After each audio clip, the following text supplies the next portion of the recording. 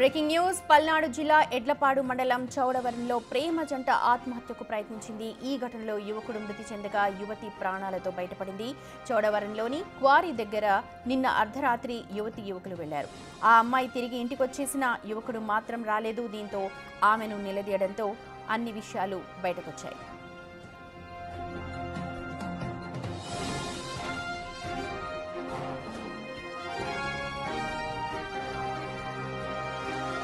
నిన్న రాత్రి క్వారీ కుంటలో దూకి ఆత్మహత్య ప్రయత్నం చేశామని సదరు యువతి చెప్పింది. అయితే స్థానికులు ఇది చూసి తనను బయటకు తీశారని, కానీ ఆ యువకుడు మాత్రం గల్లంతయ్యాడని తెలిపిందామే.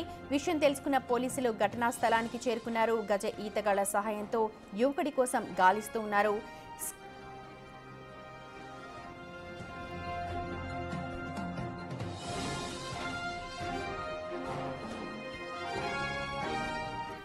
మా ప్రతినిధి సాయి ఉన్నారు అప్డేట్స్ అందించడానికి. సాయి, ఈ కేసుకు సంబంధించి పూర్తి వివరాలు చెప్పండి. అలాగే యువతి ప్రస్తుతం బానే ఉందంటున్నారు, యువకుడికి సంబంధించి డీటెయిల్స్ ఒకసారి చెప్పండి.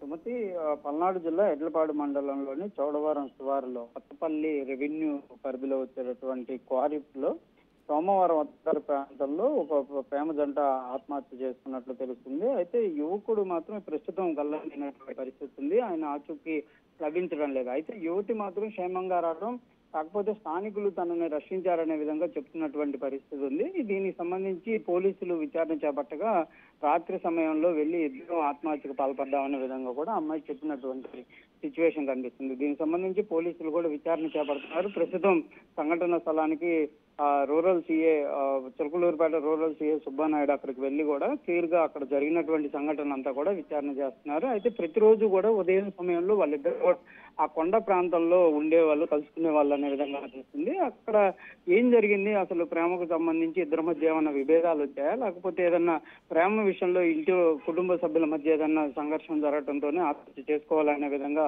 చేసుకున్నటువంటి పరిస్థితి ఉందా అనే కోణంలో ప్రస్తుతం అయితే విచారణ జరుగుతుంది. ప్రస్తుతం యువకుడు మాత్రం బీటెక్ థర్డ్ ఇయర్ చదువుతున్నట్టు తెలుస్తుంది. యువతి మాత్రం అక్కడ స్థానికంగా ఉన్నటువంటి స్పిన్నింగ్ మిల్లులో పనిచేస్తుంది. అమ్మాయి పేరు డెడ్ బాడీ అంటే ఆ కుంట ఎంత లోతు ఉంటుంది, గజ ఈతగాళ్లతో వెతికిస్తున్నాము అని చెప్తున్నారు. అలాగే ఏమైనా దొరికే అవకాశం ఉందా? అంటే అది క్వారీకి సంబంధించి నీళ్లు ఏదైతే స్టోరేజ్ అయ్యేటటువంటి కుంటలాగా కనిపిస్తుంది. 3 పోల్స్ ఏవైతే ఉంటాయో, అంటే దగ్గర దగ్గర ఒక 15-20 అడుగుల లోతు ఉండేటటువంటి కుంటగా చెప్తున్నారు.